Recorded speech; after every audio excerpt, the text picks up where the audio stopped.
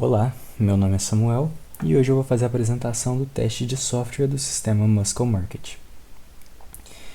A gente vai começar pelo teste funcional, o teste de caixa preta. Esse teste ele foi realizado na função de cadastrar uma nova pessoa no sistema e o critério usado foi a de classe de equivalência para os testes. Então aqui a gente tem as variáveis de entrada para o cadastro de um usuário, as classes de equivalência válida para esse cadastro e as classes de equivalências inválida para esses cadastros.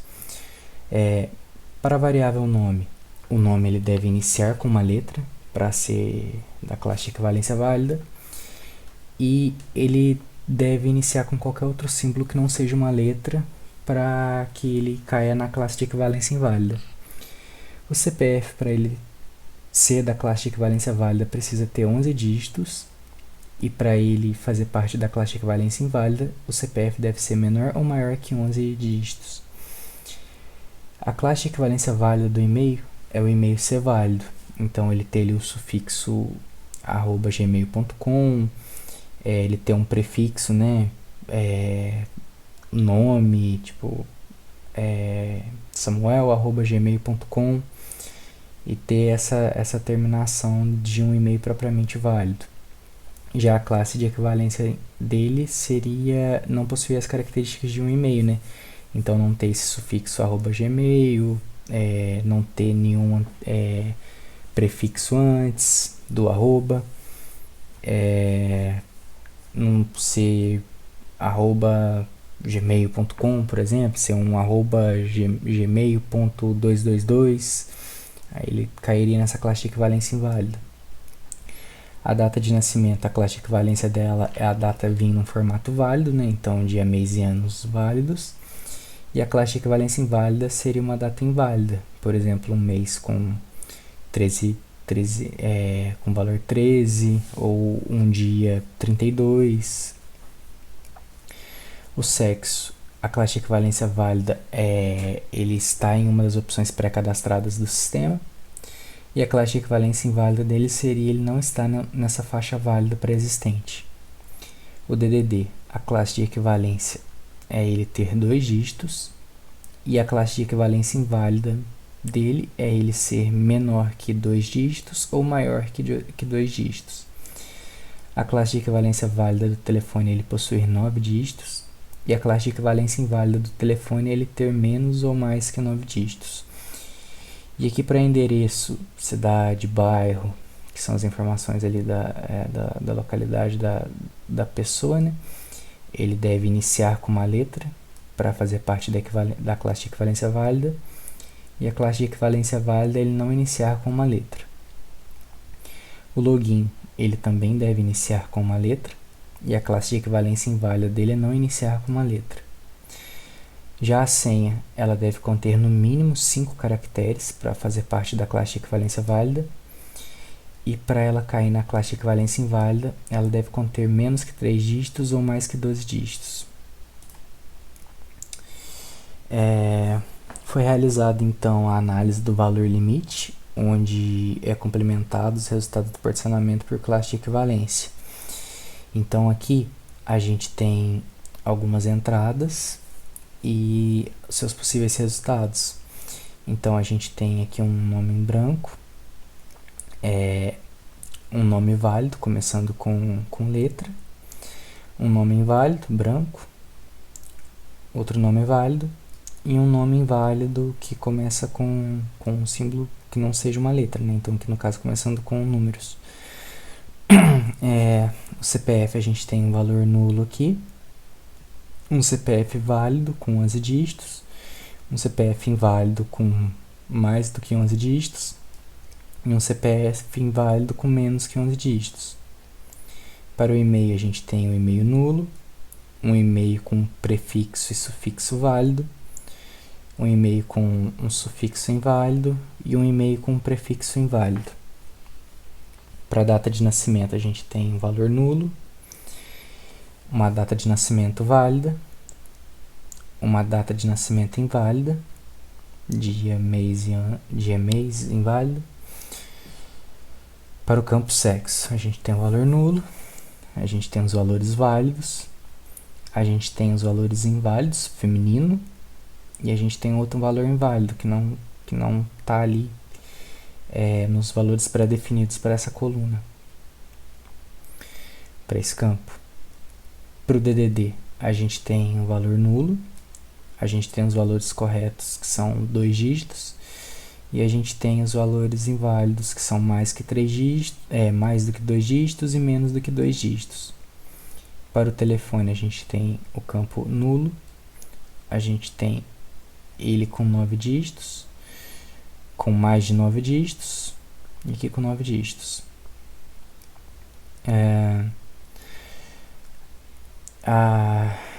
O endereço, a gente tem o endereço nulo, o endereço começando com uma letra, o endereço começando com um número, e o endereço novamente começando com uma letra, válido, nesse caso aqui.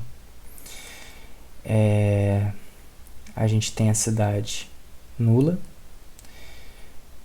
a cidade válida começando com uma letra, ela recebendo números aqui inválido, o bairro nulo, o bairro começando com alguma letra, o bairro recebendo números.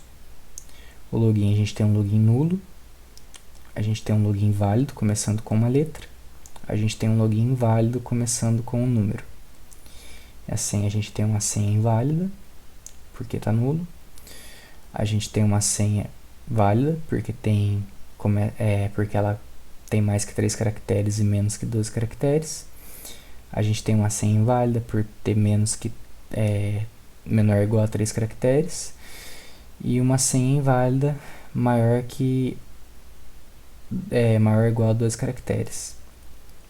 E aqui a gente tem as possíveis saídas, né? Inválidos para esse, válido para essa linha, inválido para essa linha, inválido para essa linha.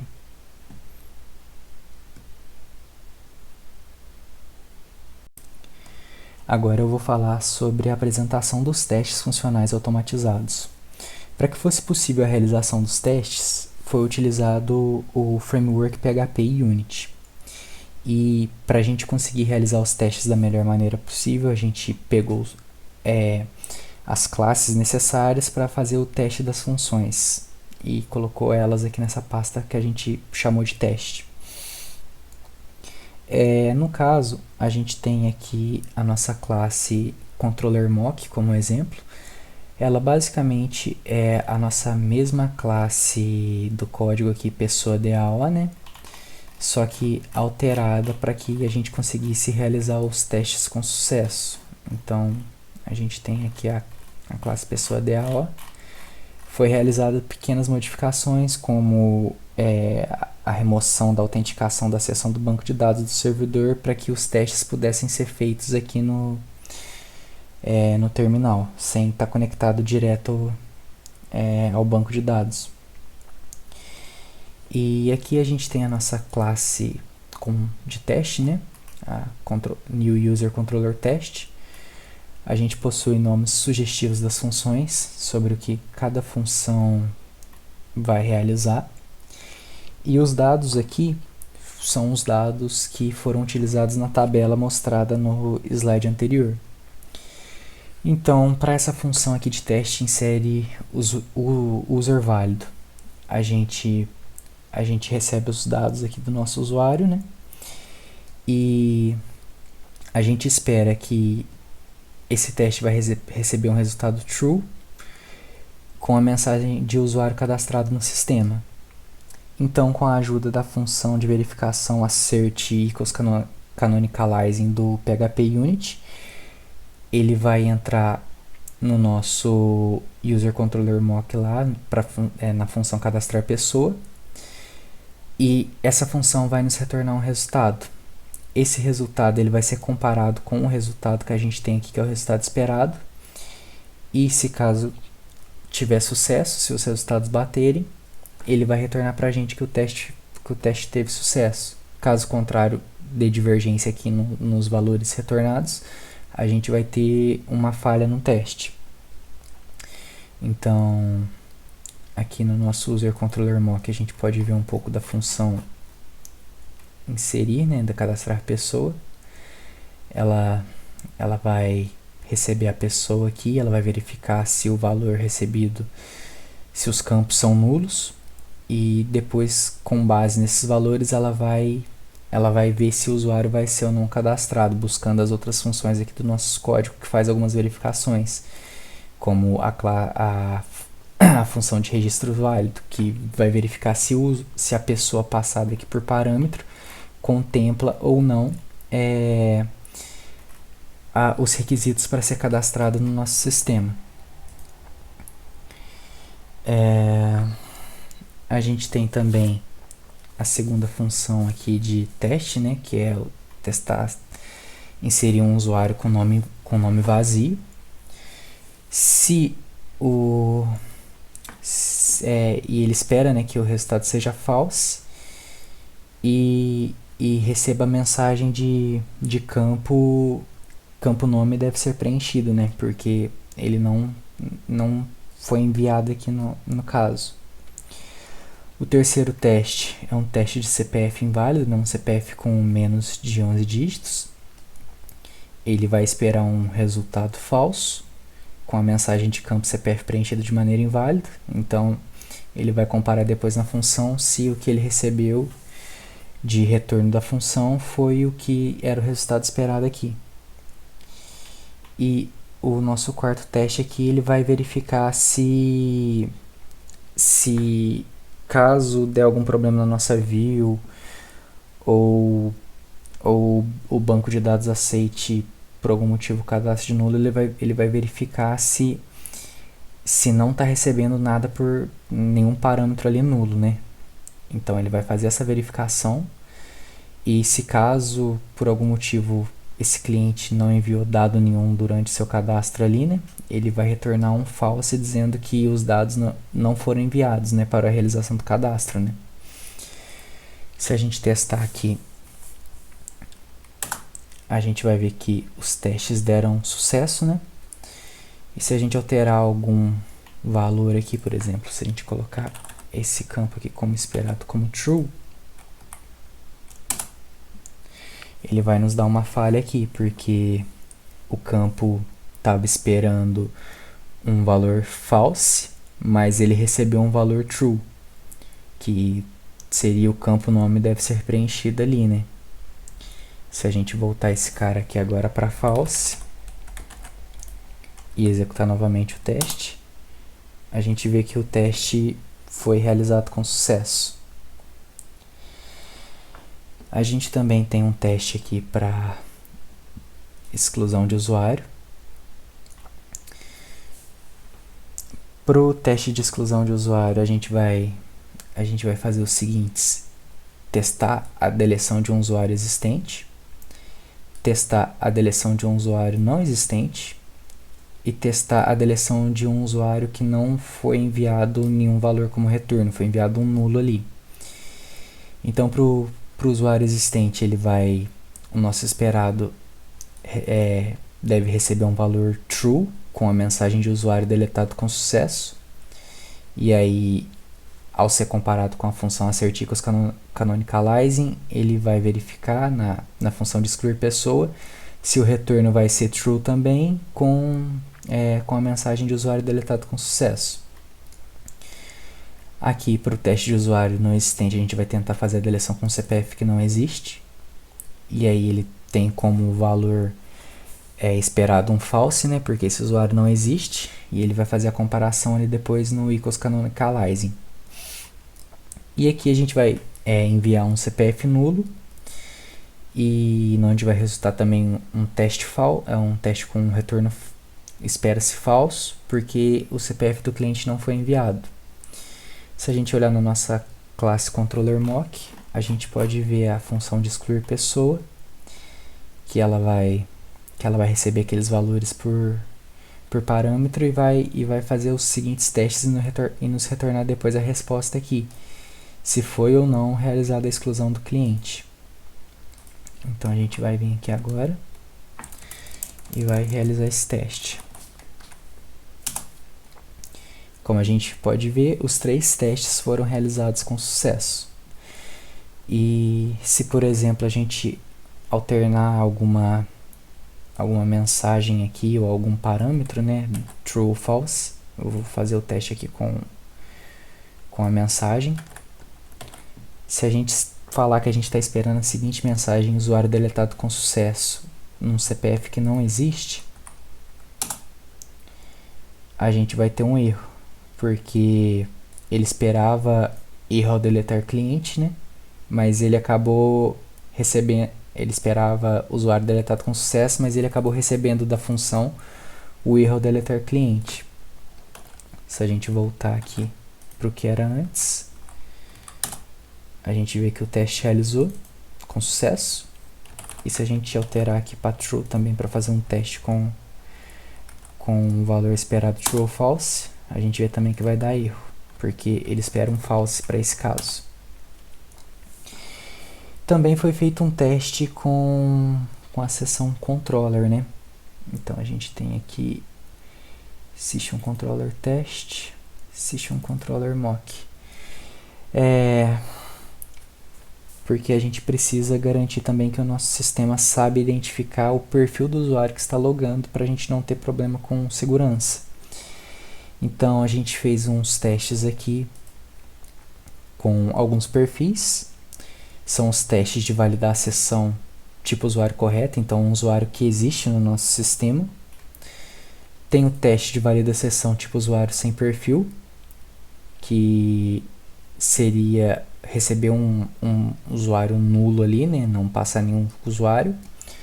E também o teste de validar a sessão se o tipo usuário é inexistente, se esse usuário existe ou não. No caso, a gente não tem usuário fornecedor no nosso sistema, apenas gerente. Então aqui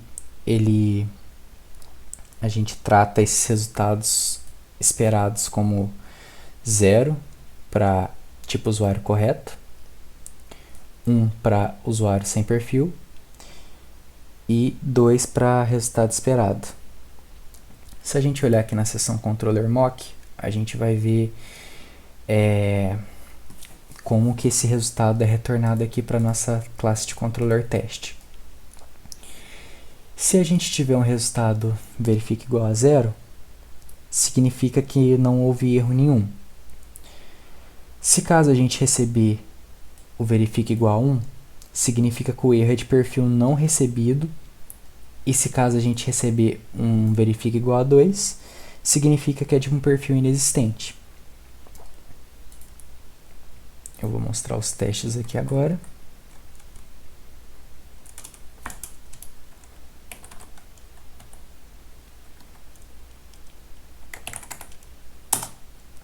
A gente teve 3 testes com acerto. Se a gente trocar esse perfil aqui por um que não é o que ele está esperando e executar o teste novamente, a gente vê que deu um erro aqui, porque ele esperava um valor e ele acabou recebendo outro. Se a gente voltar, o teste é realizado com sucesso.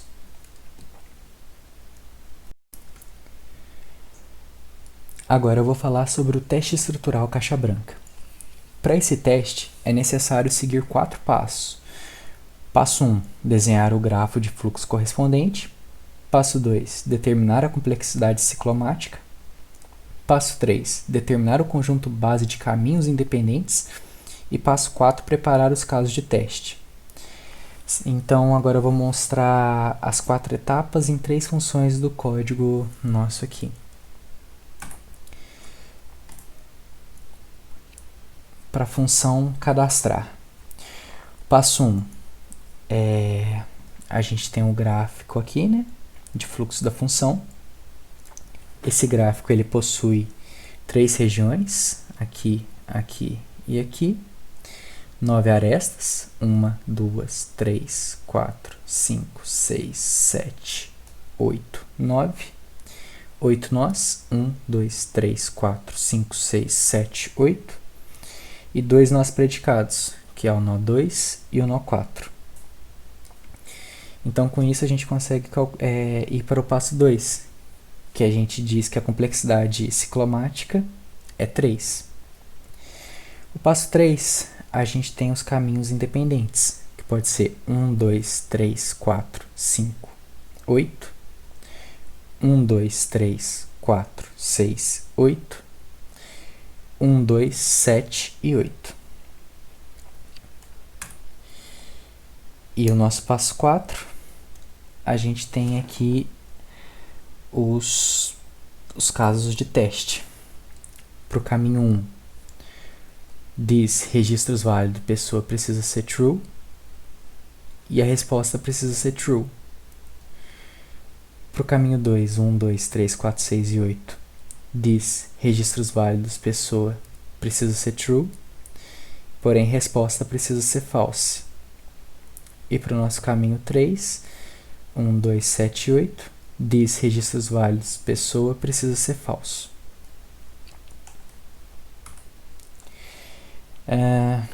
Função excluir nossa. A gente tem um gráfico aqui, né, no nosso passo 1. Então, esse grafo ele tem 3 regiões, 1, 2, 3, 9 arestas. 1, 2, 3, 4, 5, 6, 7, 8, 9. 8 nós. 1, 2, 3, 4, 5, 6, 7, 8. E 2 nós predicados. Nó 2 e nó 4. Então, com isso, a gente pode ver que ir para o passo 2, onde a gente vê que a complexidade ciclomática dele é 3. E com isso a gente vai para o passo 3, que são os caminhos independentes. Então a gente tem aqui 1, 2, 3, 4, 5, 8. 1, 2, 3, 4, 6, 8. E 1, 2, 7. E para o nosso passo 4, a gente tem que para o caminho 1, 1, 2, 3, 4, 5, 8, o CPF recebido não pode ser nulo. O valida deve encontrar o CPF encontrado na base e o resultado deve ser true. Para o caminho 2, 1, 2, 3, 4, 6 e 8, o CPF recebido não pode ser nulo. Valida não deve encontrar o CPF na base e o resultado deve ser falso. E para o caminho 3, 1, 2, 7, 8, o CPF enviado para exclusão deve ser nulo. Agora sobre a função listar. O passo 1, a gente tem o grafo aqui. Esse grafo possui 3 regiões. 1, 2, 3. 6 arestas. 1, 2, 3, 4, 5, 6. 5 nós. 1, 2, 3, 4, 5. E 2 nós predicados, que é o nó 2 e o nó 3. Com isso, a gente consegue para o passo 2, onde a gente vê que a complexidade ciclomática dele é 3. Para o passo 3, os caminhos independentes são 1, 2, 3, 4, 5. 1, 2, 3, 5. E 1, 2, 5. E o passo 4, para o caminho 1, 1, 2, 3, 4, 5. Produtos num rows precisa ser maior que 0. E produtos fetch associate precisa ser igual a true. Para o caminho 2, 1, 2, 3, 5. Produtos num row precisa ser maior que 0. E produtos fetch associate precisa ser igual a false. E para o caminho 3, 1, 2, 5. Produtos num rows precisa ser igual a 0.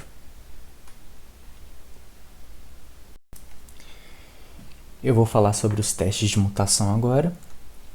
Ao todo teve 4 testes de mutação e neles foi necessário alterar os operadores relacionais para que pudessem ser implementados. No nosso primeiro teste, foi alterado a variável resultado para true. Originalmente essa variável ela recebe um resultado igual a false. E aqui para esse primeiro teste aqui, a mudança no operador relacional foi que o resultado passa a ser true. Para o segundo teste, a mudança já é no campo CPF.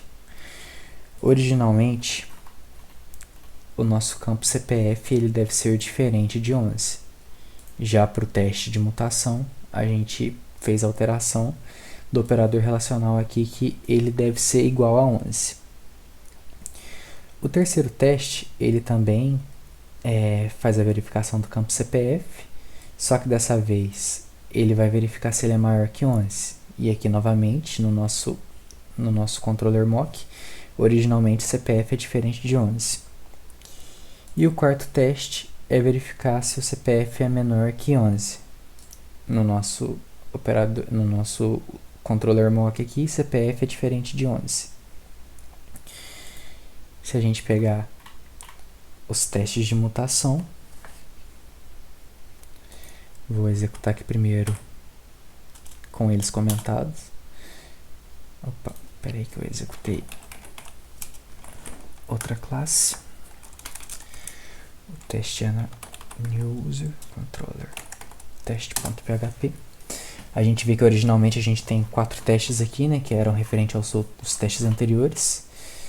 E eu vou descomentar aqui agora os nossos testes mutantes.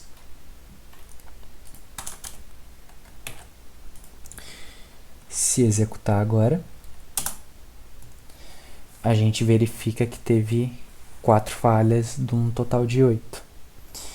Então, esses erros aqui, essas falhas ocorreram justamente por conta das mutações no código, né?